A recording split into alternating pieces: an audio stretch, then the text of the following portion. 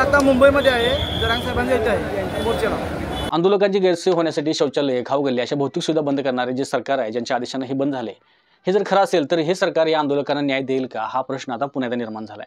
आपल्या घरातला, गल्लीतला, गावातला गणपती सोडून शेकडो किलोमीटर दूर जाऊन तासनतास रांगेत उभे राहून धक्के खाऊन अपमान सहन करून घेऊन मुंबईतल्या लालबागच्या राजा दर्शन घेणाऱ्या आणि वर तिथल्या दानपेटीत हात खुला करणाऱ्या भक्तांना एक सवाल आहे, हा आरक्षणाचा नवस हा लालबागचा राजा पूर्ण करणार काय?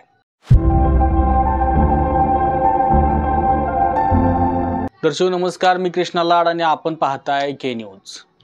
मनोज जरांगे पाटील यांच्या नेतृत्वाखाली मराठा आरक्षणाचा लढा गेल्या अनेक वर्षापासून सुरू आहे, पण आत्ताच्या घडीला कोणत्याही परिस्थितीत आरक्षण मिळवायचंच आणि आरक्षणाचा गुलाल टाकूनच मुंबई सोडायची असा निर्धार करून मनोज जरांगे पाटलांनी आझाद मैदानात उपोषणाच्या निमित्तानं ठाण मांडले। त्यांना समर्थन देण्यासाठी महाराष्ट्राच्या कानाकोपऱ्यातून मराठा बांधव एकत्र येत आहेत आणि मुंबईत रवाना होत आहेत। कित्येक लाख मराठा बांधव सध्या मुंबईमध्ये आहेत। ही संख्या जरी मोठी दिसत असली तरी देखील अजून मराठी माणसं महाराष्ट्राच्या कानाकोपऱ्यात शिल्लक आहेत। जोपर्यंत आंदोलनाची पुढची दिशा ठरत नाही तोपर्यंत ते शांत राहणार आहेत आणि त्यामुळं आत्ता असणाऱ्या या मराठ्यांमुळे सरकार म्हणजे मुंबई जाम होत असेल आणि सरकारचं काम थांबत असेल तर पुढचा धोका ओळखून यावर कारवाई करणं सरकारसाठी अति गरजेचं बनले। कारण आत्ता जे मराठी माणसं आहेत ती अगदी मुठभर आहेत आणि आंदोलनाची ढग वाढेल तशी मात्र यामध्ये वाढ होणार आहे नक्की। त्यातच आज 2 सप्टेंबर रोजी दुपारी 12 वाजेपर्यंत आंदोलकांना मुंबईतून बाहेर पडण्याचा इशारा दिलाय। त्यामुळे हे आंदोलन आता पेटणार आहे हे जवळपास नक्की झाले। आंदोलन सुरू झाल्यापासून वेगवेगळ्या बातम्या वृत्तवाहिन्यांवरून महाराष्ट्राच्या कानाकोपऱ्यात प्रसिद्ध होत आहेत। त्यामधील महत्त्वाच्या 4-5 प्रश्नांच्या बातम्या आहेत, त्या म्हणजे लालबागच्या राजाचं अन्नक्षेत्र बंद आहे, आंदोलकांची गैरसोय होण्यासाठी खाऊ गल्ल्या, शौचालय अशा भौतिक सुविधा केंद्र बंद केलेले आहेत, आंदोलकांकडून हुल्लडबाजीचे प्रकार घडत आहेत, त्यामुळे मुंबईकर त्रस्त आहेत। या प्रश्नांची उत्तरं आज आपण शोधणार आहोत। आपल्या राधानगरी तालुक्यातीलच राशिवडी खुर्द येथील सागर पाटील हे मराठा बांधव सध्या आंदोलनाच्या ठिकाणी हजर आहेत। आंदोलनाला पाठिंबा देण्यासाठी आणि आंदोलनासाठी जमलेल्या मराठी बांधवांना इकडे जमा झालेली जी मदत आहे, अन्नधान्य आहे, ते देण्यासाठी ते मुंबईला गेलेत। सागर पाटील थेट जागेवरच हजर असल्यामुळे आपल्याला नेमकी खरी माहिती आता मिळणार आहे। चला तर आपण त्याची संवाद साधूया। सागर दादा, आता तुम्ही कुठे आहात? मी आता मुंबईमध्ये आहे, जरांगे साहेबांच्या इथे आहे मोर्चाला। तुम्ही आंदोलनाच्या ठिकाणी आहात तर त्या ठिकाणी म्हणजे मुंबईमध्ये साधारण आत्ताच्या घडीला मुंबईमध्ये मराठ्यांची संख्या आहे, एक अंदाजे किती असू शकते? आता जर बघायला गेली तर जवळपास आसपास बघायला गेलं 3 लाख ते 4 लाख लोकांचा इथं आहे। इकडे बातमी व्हायरल होते की शौचालय, खाऊ गल्ल्या वगैरे बंद केले आहेत आंदोलकांची गैरसोय होण्यासाठी, खरं आहे? हां, खरं आहे। एक दिवस तिने पहिल्यांदा केलं, नंतर तिने सगळ्या समाजाने आवाज उठवल्यानंतर त्या दुसऱ्या दिवसापासून की तिने सगळे सोय चालू केली। एक महत्त्वाचा प्रश्न आहे, मराठा बांधव जे आहेत तिथे त्या ठिकाणी उपस्थित आहेत, त्यांची हुल्लडबाजीमुळे मुंबईकरांना त्रास होतोय का? नाही, ही खरी बातमी नाही, चुकीची बातमी आहे।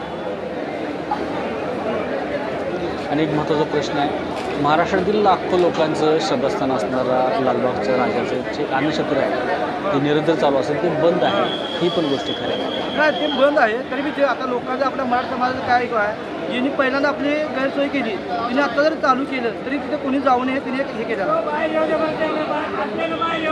सध्या ते बंद आहे।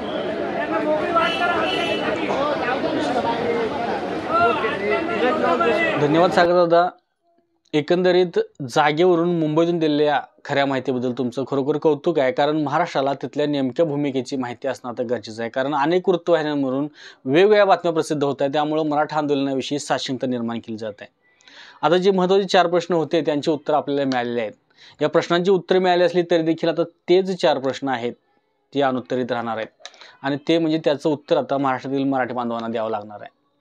आंदोलकांची गैरसोय होण्यासाठी शौचालय, खाऊ गल्ल्या अशा भौतिक सुविधा बंद करणारे जे सरकार आहे, ज्यांच्या आदेशाने हे बंद झाले, हे जर खरं असेल तर हे सरकार या आंदोलकांना न्याय देईल का, हा प्रश्न आता पुण्यात निर्माण झालाय।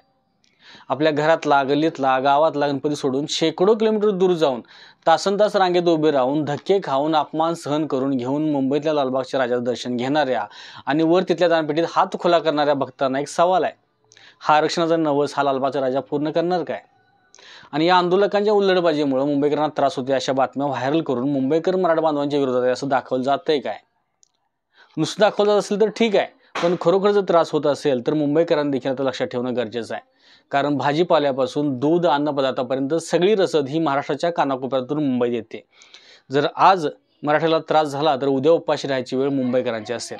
कारण या मराठ्यांच्या गावकऱ्यांच्या जीवावरच तुम्ही जीवाची मुंबई करताय हे लक्षात ठेवा. ही लोक इथे गंमत करण्यासाठी, मुंबई दर्शन करण्यासाठी आलेले नाही, तर त्यांचा हक्क मिळवण्यासाठी मुंबईत आलेले आहेत. त्यांना आत्ता सांभाळून घ्या, कारण हे तुमचेच नातेवाईक आहेत, हे तुमचेच बांधव आहेत, हे लक्षात ठेवा.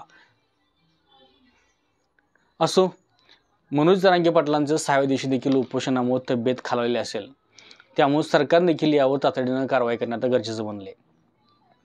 त्यातच आज दिलेल्या मुंबई सोडण्याच्या आदेशामुळे आंदोलक आणखीन चिघळणार असं वाटतंय. आंदोलनाच्या या अशा सर्व अपडेट्स आपल्याला आमच्या या चॅनलवरून नेहमीच मिळत राहतील. त्यासाठी आमच्या चॅनलला के न्यूजला सबस्क्राईब करा, हा रिपोर्ट लाईक करा, हा रिपोर्ट शेअर करा आणि पाहत रहा के न्यूज. धन्यवाद.